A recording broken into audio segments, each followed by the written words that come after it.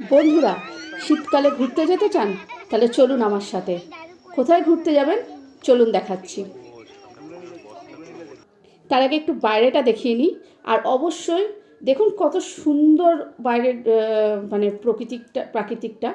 আচ্ছা, তার আগে বলে নিই, ভিডিওটা স্কিপ করবেন না। আর ভালো লাগলে ভিডিওটা অবশ্যই সাবস্ক্রাইব করবেন, শেয়ার করবেন, আর বেল বাটনটা অবশ্যই অন করবেন। তো দেখুন, টাকি, আমি আজকে চলে এসেছি টাকিতে। মানে যেটা আমরা কলকাতাতে এখন মলদ্বীপ উপভোগ করব। দেখুন, আমাদের তো সাধারণ মানুষের পক্ষে মলদ্বীপ যাওয়া সম্ভব না, তো আমরা কলকাতাতেই মলদ্বীপ উপভোগ করব। মানে মলদ্বীপের পরিবেশটা উপভোগ করব। তো টাকিতে প্রথম করেছে মলদ্বীপ রিসর্ট, যেটা আমরা দেখতে চলেছি। আমরা অলরেডি এন্ট্রি করে গেছি মলদ্বীপ রিসর্টের ভেতর।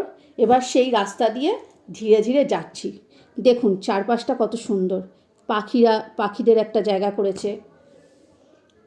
তো চারপাশটা দারুণ সুন্দর, আর শীতকালে ঘুরতে আসার জন্য ভীষণ ভালো জায়গা। ইভেন আপনারা এখানে নাইট স্টেও করতে পারবেন। চলুন সব আপনাদের দেখাচ্ছি, কোথায় নাইট স্টে করবেন, কি করবেন। শুধু ভেতরে এন্ট্রিটা দেখুন। বাচ্চাদের জন্য প্লেগ্রাউন্ড আছে। এই যে প্লেগ্রাউন্ডটা বাচ্চাদের জন্য। আমি সবটাই দেখাবো, পুরো ভিতরের রিসর্টটা, পুরো ভিতরটা ঘুরেই দেখাবো আপনাদের। তো এটা দারুণ জায়গা শীতকালে ঘুরতে আসার জন্য। দেরি না করে ঝটপট ঘুরতে চলে আসুন টাকিতে। এই যে রিসর্টগুলো দেখুন, যেটা ইছামতি নদীর ধারে তৈরি হয়েছে রিসর্টটা।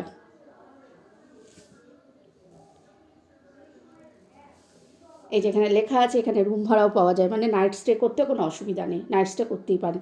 এই যে রুমটা দেখে নিন, নাইট স্টে যারা করতে চান তাদের জন্য রুম। এসিও আছে, গরমকালে কোনো অসুবিধা হবে না।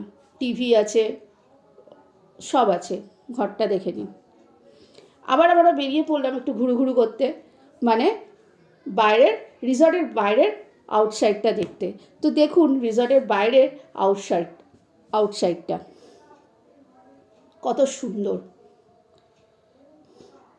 দূরে দেখতে পাচ্ছেন একটা লম্বা মতো করা আছে, ওটা ঝর্ণা, একটু ঝর্ণা মতো করে দিয়েছে। ওখানে দাঁড়িয়ে সবাই সেলফি তুলছে, ফটো তুলছে। আর এটা পুরোটাই তৈরি হচ্ছে কিন্তু ইছামতি নদীর ধারে।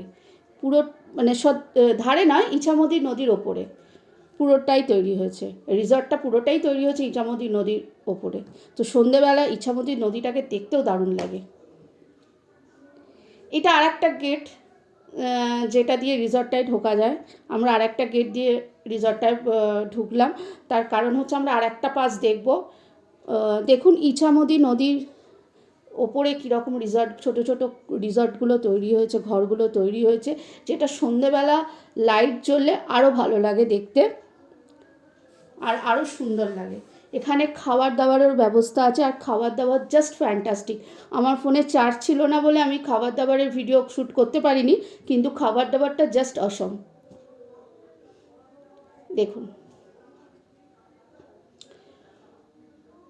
তো ভিডিওটি যদি ভালো লাগে অবশ্যই সাবস্ক্রাইব করবেন, আর আমার চ্যানেলটা শেয়ার করবেন, আর অবশ্যই বেল বাটনটা অন করবেন, যাতে নেক্সট ভিডিও আমি করলে আপনাদের কাছে ইজিলি পৌঁছে যায়।